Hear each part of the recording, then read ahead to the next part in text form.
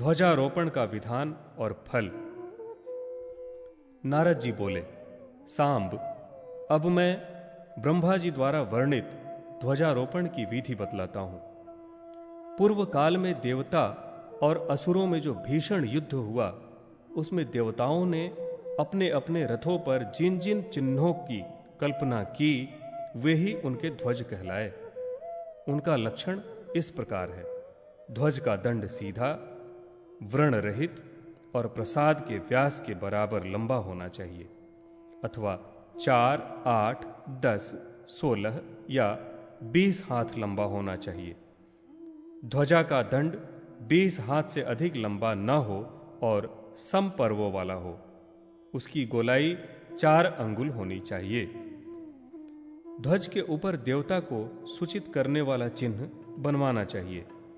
भगवान विष्णु के ध्वज पर गरुड़, शिव जी की ध्वजा पर वृष, ब्रह्मा जी की ध्वजा पर पद्म, सूर्य देव की ध्वजा पर व्योम, सोम की पताका पर नर, बलदेव की पताका पर फाल सहित हल, कामदेव की पताका पर मकर ध्वज, इंद्र की ध्वजा पर हस्ती, दुर्गा की ध्वजा पर सिंह, उमा देवी की ध्वजा पर गोधा, रेवत की ध्वजा पर अश्व, वरुण की ध्वजा पर कश्यप, वायु की ध्वजा पर हरिण, अग्नि की ध्वजा पर मेष, गणपति की ध्वजा पर मूषक का तथा ब्रह्म ऋषियों की पताका पर कुश का चिन्ह बनाना चाहिए।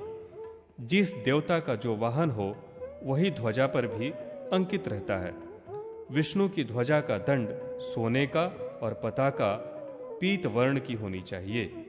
वह गरुड़ के समीप रखनी चाहिए। शिव जी का ध्वज दंड चांदी का और श्वेत वर्ण की पताका वृष के समीप स्थापित करें। ब्रह्मा का ध्वज दंड तांबे का और पद्म वर्ण की पताका कमल के समीप रखें। सूर्य नारायण का ध्वज दंड सुवर्ण का और व्योम के नीचे पंचरंगी पताका होनी चाहिए, जिसमें किंकणी लगी रहे एवं पुष्पमालाओं से संयुक्त हो। इंद्र का ध्वज दंड सोने का और हस्ती के समीप अनेक वर्ण की पताका होनी चाहिए।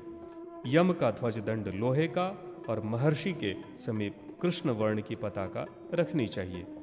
कुबेर का ध्वज दंड मणिमय और मनुष्य पाद के समीप रक्त वर्ण की पताका रखें। बलदेव का ध्वज दंड चांदी का और ताल वृक्ष के नीचे श्वेत वर्ण की पताका रखनी चाहिए। कामदेव का ध्वज दंड त्रिलोह का और मकर के समीप रक्त वर्ण की पताका स्थापित करनी चाहिए। कार्तिकेय का ध्वज दंड त्रिलोह का और मयूर के समीप चित्रवर्ण की पताका एवं गणपति का ध्वज दंड ताम्र का तथा हस्तिदंत का एवं मूषक के समीप शुक्ल वर्ण की पताका और मातृकाओं के ध्वज दंड अनेक रूपों के तथा अनेक वर्णों की अनेक पताकाएं होनी चाहिए। रेवंत की पताका अश्व के समीप लाल वर्ण की, चामुंडा का ध्वज दंड लौह का और मुंडमाला के समीप नीले वर्ण की ध्वजा होनी चाहिए। गौरी का ध्वज दंड ताम्र का और इंद्रगोप के समान अतिशय रक्त वर्ण की ध्वजा होनी चाहिए। अग्नि का ध्वज दंड सुवर्ण का और मेष के समीप अनेक वर्ण की पताका होनी चाहिए। वायु का ध्वज दंड लौह का और हरिण के समीप कृष्ण वर्ण की पताका होनी चाहिए। भगवती का ध्वज दंड सर्वधातु में, उसके ऊपर सिंह के समीप 3 रंग की पताका होनी चाहिए। इस प्रकार ध्वजा का पहले निर्माण कर उसका अधिवासन करें। लक्षण के अनुसार वेदी का निर्माण करें। कलश की स्थापना कर सर्वौषधि जल से ध्वज को स्नान कराएं। देवी के मध्य में उसे खड़ा कर सभी उपचारों से उसकी पूजा करें और उसे पुष्पमाला पहनाएं। दिक्पालों को बलि देकर 1 रात तक अधिवासन करें। दूसरे दिन भोजन कराकर शुभ मुहूर्त में स्वस्ति वाचन आदि मंगल कृत्य संपन्न कर ध्वज को मंदिर के ऊपर आरूढ़ करें। ध्वजारोहण के समय अनेक प्रकार के वाद्यों को बजाएं। ब्राह्मणगण वेद ध्वनि करें। इस प्रकार देवालय पर ध्वजारोहण कराना चाहिए। ध्वजारोहण कराने वाले की संपत्ति की सदा वृद्धि होती रहती है और वह परम गति को प्राप्त करता है। ध्वज रहित मंदिर में असुर निवास करते हैं, अतः ध्वज रहित मंदिर नहीं रखना चाहिए। ध्वजारोहण के समय ध्वजारोहण मंत्रों को पढ़ना चाहिए।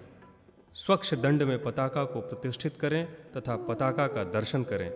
इस प्रकार भक्ति पूर्वक जो रवि का ध्वजारोपण करता है वह श्रेष्ठ भोगों को भोग कर सूर्यलोक को प्राप्त करता है।